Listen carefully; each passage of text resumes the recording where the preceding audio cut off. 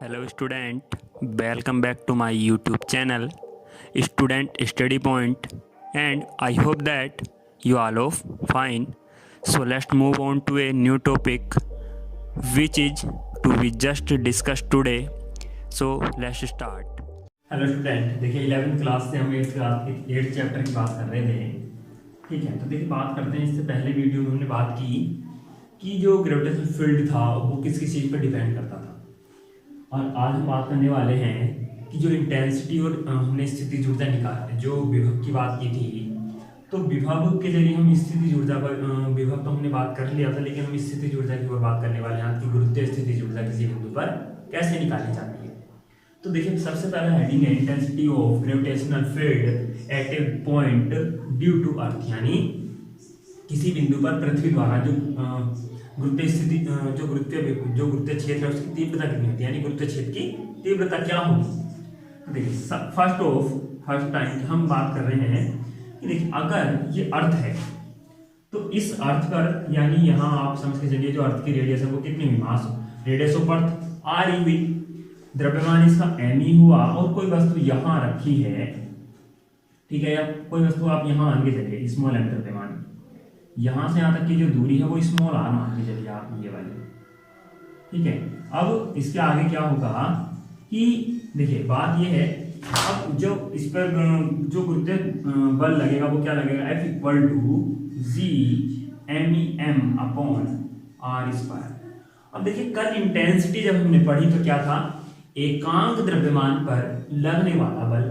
तो एकांक द्रव्यमान का मतलब देखिए टोटल द्रव्यमान वस्तु का स्मॉल एम है, ठीक है, कितना है स्मॉल एम।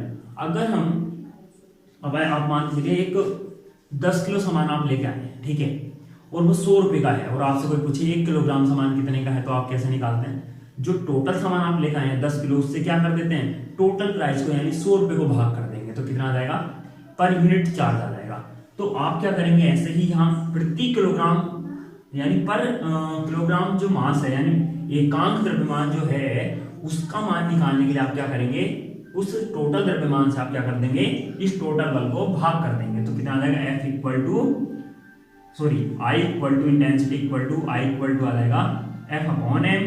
तो F की जो वैल्यू है वो कितनी है, G M E M upon M, इस एम से एम कैंसिल, तो याद आएगा कितना आ जाएगा, आर स्क्वायर है यहाँ, ठीक है, तो ये आ जाएगा आर स्क्वायर और इसके बटे में था एम, तो इस एम से एम कैंसिल। अब आ क्या गया, I equal to capital G M E M upon R square आ गया, ठीक है।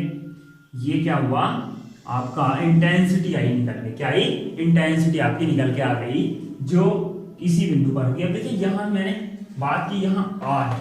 अब आप ऐसे मान लीजिए यदि पृथ्वी तल से जो इसकी दूरी है वो h हाइट पर हो, वस्तु कितनी h हाइट पर हो, तो इस r का मान कितना हुआ, आर ई प्लस एच हुआ, तो इस r की जगह आप आर ई प्लस एच का भी यूज कर सकते हैं, ठीक है, ठीक है, क्लियर। तो देखिए अब बात करते हैं इसके बाद किसकी, ग्रेविटेशनल पोटेंशियल एनर्जी, यानी गुरुत्वीय स्थितिज ऊर्जा की, जो अर्थ के द्वारा किसी चीज के लिए होती है।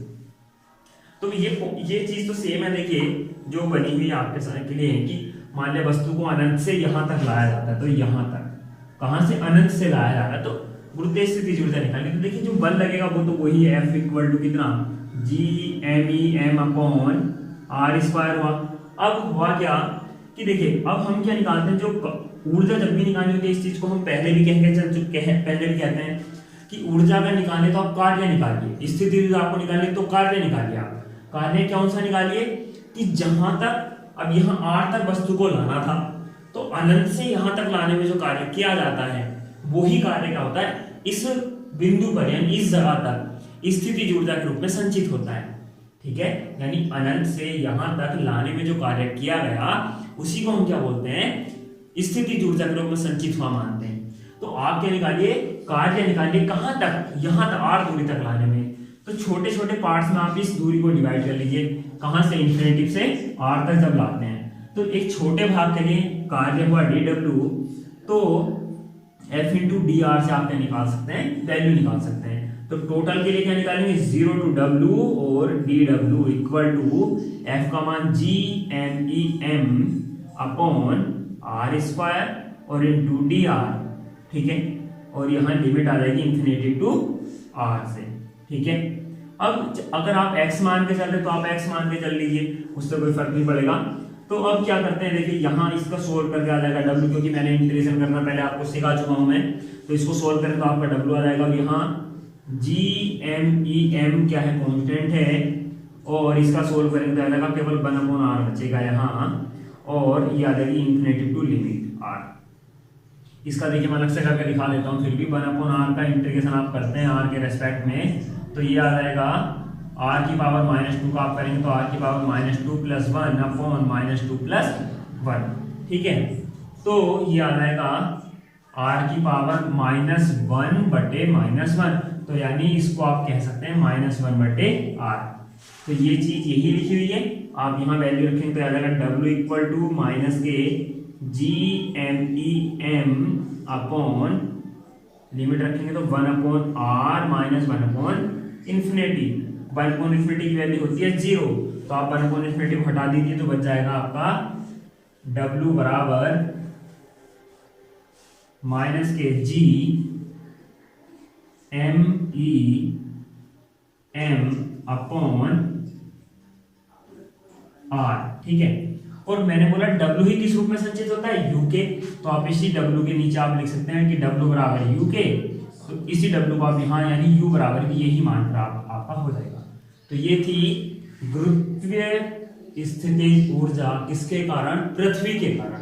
तो दो हेडिंग थे, intensity of gravitational field at a point due to earth, यानी गुरुत्वीय क्षेत्र की तीव्रता पृथ्वी के कारण, तो वो हम इसके पहले आपको बता चुके हैं।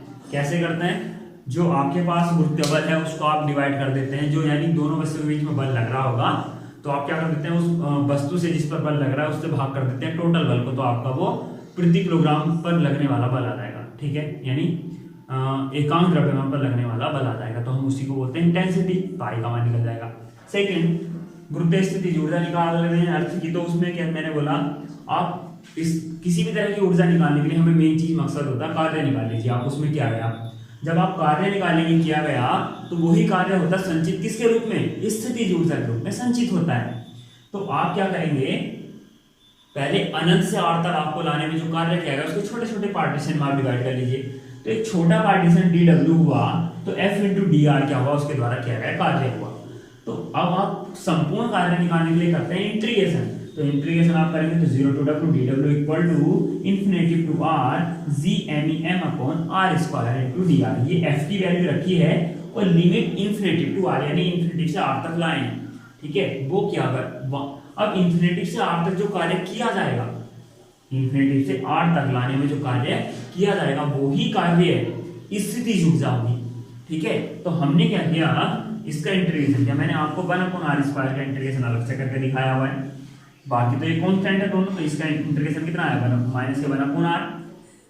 आप लिमिट वही है इन्फिनिटी टू r, तो इन्फिनिटी टू r है, वैल्यू रखी है 1/r - 1/∞, यानी पहले upper limit minus lower limit. कार्य के यहाँ से इसको 1/∞ का मान क्या होता है 0, तो ये 1/r इसके साथ आ जाएगा केवल, और w का मान निकल के आ जाएगा। यही w क्या होता है, स्थितिज ऊर्जा होती है, ठीक है। तो आई होप कि आपको दोनों टॉपिक समझ में आए हो। थैंक यू फॉर वॉचिंग, और लाइक और सब्सक्राइब शेयर करना ना भूलें।